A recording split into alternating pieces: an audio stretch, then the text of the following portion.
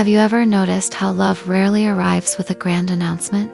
There are no fireworks, no dramatic orchestral music, and definitely no booming voice from the sky telling you that your life is about to change forever. Instead, love arrives quietly. It shows up in a smile that lingers just a second longer than usual, in a text message you find yourself reading over and over again, and in the persistent memory of a warm hand you didn't want to let go of. For Sua, it all began on the night she and Min-jun walked along the Han River together. Picture the scene, the city lights dancing on the dark water, and a cool river breeze gently brushing against their faces. And then, their hands met. It was an accident, really.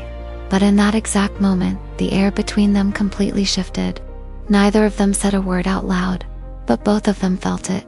Something's changed between us. The next morning, Sua woke up with this unfamiliar, fluttering warmth in her chest.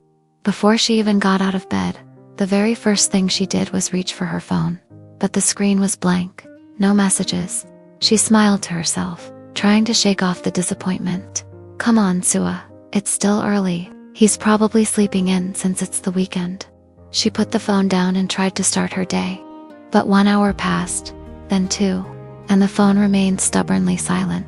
Normally, Sua wouldn't have cared. Everyone is busy. Everyone has their own life to live. But today felt entirely different. Every few minutes, she found herself checking her phone. On, off, on, off. A tiny part of her desperately hoped to see his name pop up on the screen.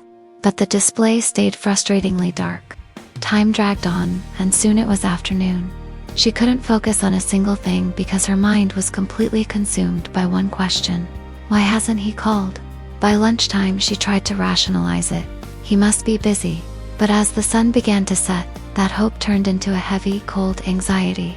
Watching the red twilight sink behind the skyscrapers, a painful thought crept into her heart. Did I completely misunderstand last night?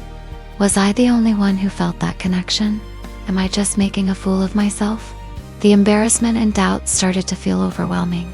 By evening, Sua was sitting alone by her apartment window. Outside, the city was glowing in the dark, and cars flowed through the streets like rivers of light. But her room was completely pitch black. She stared at the phone glowing on the table. Taking a deep breath, she finally opened their chat room. Her fingers hovered over the keyboard, trembling slightly. Texting first felt terrifying, like risking her own pride, but her worry outweighed her fear. She finally tapped out the words. Ua, are you okay?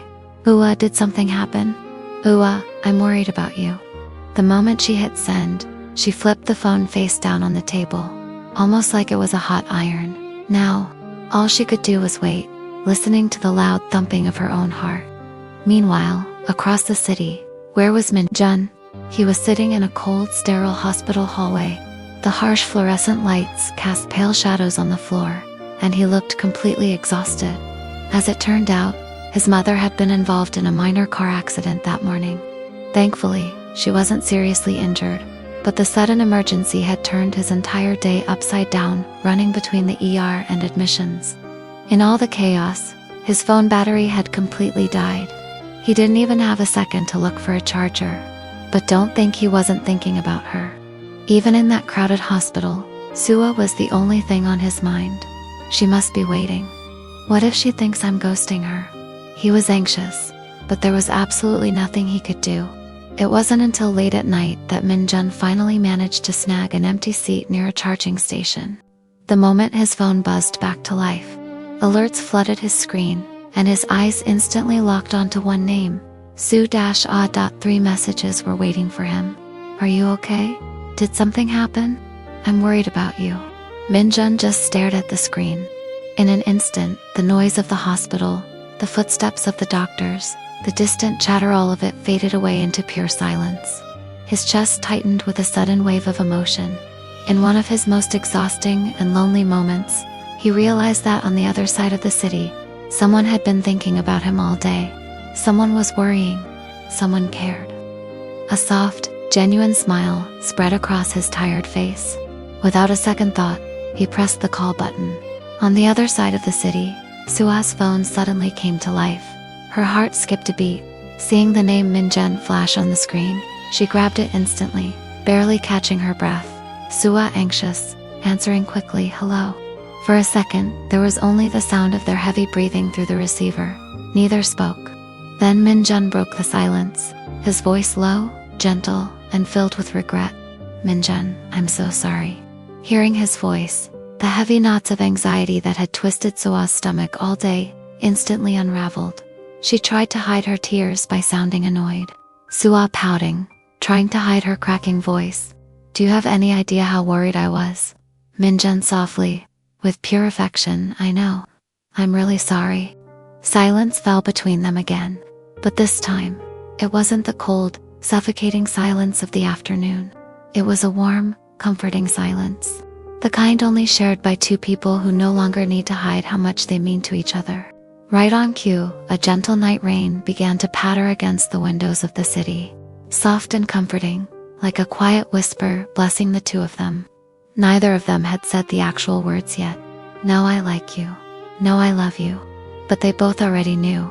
This was no longer just a friendship. Something far more beautiful had officially begun.